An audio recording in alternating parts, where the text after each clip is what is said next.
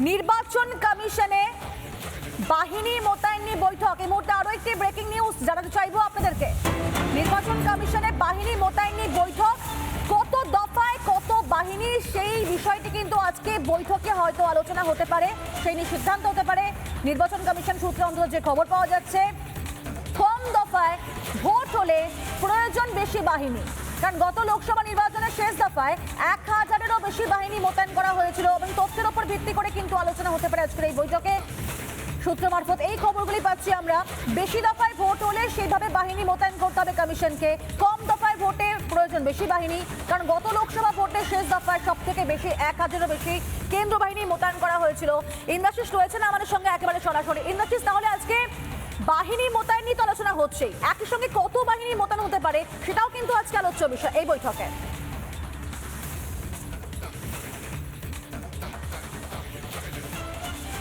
কত বাহিনী মোতায়েন হতে পারে, পাশাপাশি কত দফায় ভোট হবে, সেটাও কিন্তু আজকের এই আলোচনার অন্যতম মূল বিষয়। এবং সেই কারণে কিন্তু এই বৈঠক আজকে অত্যন্ত গুরুত্বপূর্ণ। এসআর এর শুনানি পর্ব চলছে, কিছুদিনের মধ্যেই হয়তো ভোটের দিনক্ষণ ঘোষণা হয়েছে এবং সেই জায়গা থেকে দাঁড়িয়ে বেশি দফায় যদি ভোট হয় তাহলে সেই ক্ষেত্রে যেরকম কেন্দ্রীয় বাহিনী মোতায়েন করা হবে, কম দফায় যদি ভোট হয় সেক্ষেত্রে আরও বেশি কেন্দ্রীয় বাহিনী কিন্তু প্রয়োজন। সেক্ষেত্রে যে সমস্ত স্পর্শকাতর বুথগুলি এখনো পর্যন্ত নির্বাচন কমিশনের হাতে রয়েছে, চিহ্নিতকরণ করা সম্ভব হয়েছে, সেই সমস্ত বুথগুলির একেবারে পরিসংখ্যান নিয়ে গিয়ে নির্বাচন কমিশনে সেখানে আজকে বৈঠক হবে এবং সবাইকে নিয়ে একসঙ্গে বেলা 12টায় যে বৈঠক হবে সেই বৈঠক ভোটের আগে অত্যন্ত অত্যন্ত তাৎপর্যপূর্ণ বলেই মনে করা হচ্ছে।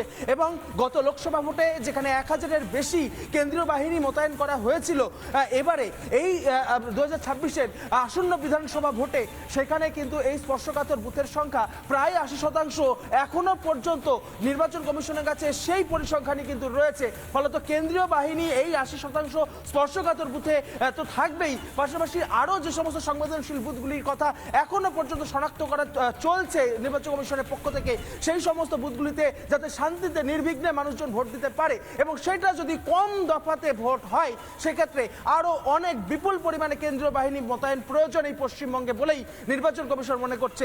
আজকের বৈঠক থেকে অন্তত এমনটাই সিদ্ধান্ত নেওয়া হবে যে কত দফায় ভোট হবে এবং কত দফায় কত পরিমাণে কেন্দ্রীয় বাহিনী মোতায়েন করা প্রয়োজন এই পশ্চিমবঙ্গে, সেই বিষয় নিয়ে আজকে আলোচনা। একেবারে ঠিক তাই, ভোটের দফা নিয়ে আলোচনা হবে, কত বাহিনী মোতায়েন করা হবে তা নিয়ে আলোচনা হবে এবং অবশ্যই সেই বাহিনীকে বুথের ভেতরে রাখতে হবে কারণ সেখানে লুট হয়, এমনটা কিন্তু বারবার অভিযোগ করেছেন বিরোধীরা। ধন্যবাদ তোমাকে ইন্দ্রাশিস।